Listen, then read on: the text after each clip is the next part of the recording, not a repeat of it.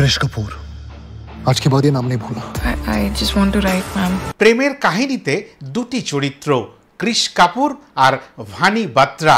কৃষের চরিত্রে অভিনয় করেছেন আহান পান্ডে আর ভানির চরিত্রে অভিনয় করেছেন অনিত পাড্ডা। নবাগতা এই দুজন উন্নত মানের নায়ক নায়িকা নিয়ে একেবারে আগুন লাগিয়ে দিয়েছেন বড় পর্দায় মোহিত সুরি। তবে প্রেমের কাহিনীটি শুরু হয় বিরহ দিয়ে। দুজনেরই জীবনের বেশ কিছু ক্ষত রয়েছে, যে ক্ষতগুলো সহজে মুছে যাওয়ার নয়। আর সেই ক্ষতগুলো সাথে নিয়েই কিভাবে প্রেমিক যুগল এগিয়ে চলবে তাদের পথে, সেটা দেখার জন্য আপনাদের এই সিনেমাখানি নিশ্চয়ই করে দেখতে হবে। এই সিনেমাটির মূল বিষয় যদি ব্যাখ্যা করতে বলেন তাহলে বলতে হবে সেই নেপোটিজম, যেটা আমরা মুম্বাই চলচ্চিত্র জগতে বিশেষ করে দেখতে পারি। আর সেই নেপোটিজমের বেড়াজাল নিয়েই কিন্তু এই সিনেমাখানি শুরু হবে। গল্পখানি ছোট করে বলতে গেলে এরকমভাবে তুলে ধরতে হবে যে এই গল্পের মূল বিষয় গান বা সঙ্গীত, এবং সেই গান গেয়েই রকস্টার সুপারস্টার হওয়ার স্বপ্ন দেখেন কৃষ কাপুর।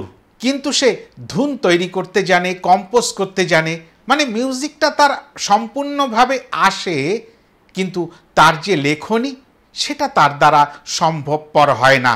অপরদিকে ভানি একজন উন্নত মানের লেখিকা, তারও প্রয়োজন একটা কর্পোরেট হাউস যেখানে তার লেখার কদর করা হবে, তার অপর শিক্ষা সাংবাদিকতাকে প্রশ্রয় দেওয়া হবে, উন্নত মানের কাজের সুবিধা সুযোগ তাকে তুলে দেওয়া হবে। এই বড় বড় আশা নিয়ে দুজন দুই পথে এগিয়ে চলেছে। এবার দেখে নিতে হবে সাইয়ারা কথার অর্থ কী। সাইয়ারা এমনই এক আকাশের উজ্জ্বল তারা যে এক জায়গায় কোনো সময় থাকে না। কারো লেখা, কারো সুর, কিন্তু নাম হচ্ছে অন্য কারো। অর্থের প্রয়োজনের কারণে তাদেরকে বিকিয়ে যেতে হচ্ছে। যেহেতু আশিকি সিনেমার মতো সঙ্গীতের ওপর নির্ভরশীল এই সিনেমাখানি, সেহেতু যে কটি গান এই সিনেমাটির মধ্যে আমরা পেলাম, প্রত্যেকটি গান মন ছুঁয়ে যাবে, বিশেষ করে আজকের প্রজন্মকে। তেরে ইস দিল কো, রাহোঁ মে তেরে, সাইয়ারা তু তো বদলা নেহি হ্যায়, এই গানগুলি প্রত্যেকের মন ছুঁয়ে গেছে, সেটা কিন্তু প্রেক্ষাগৃহে বসেই বেশ বুঝতে পারছিলাম। মিঠুন শর্মা আর ইরশাদ কামিলকে এই লিরিক্সের জন্য বিশেষ করে কুর্নিশ জানাতে হবে। আর অসাধারণ কিছু সংলাপ রয়েছে।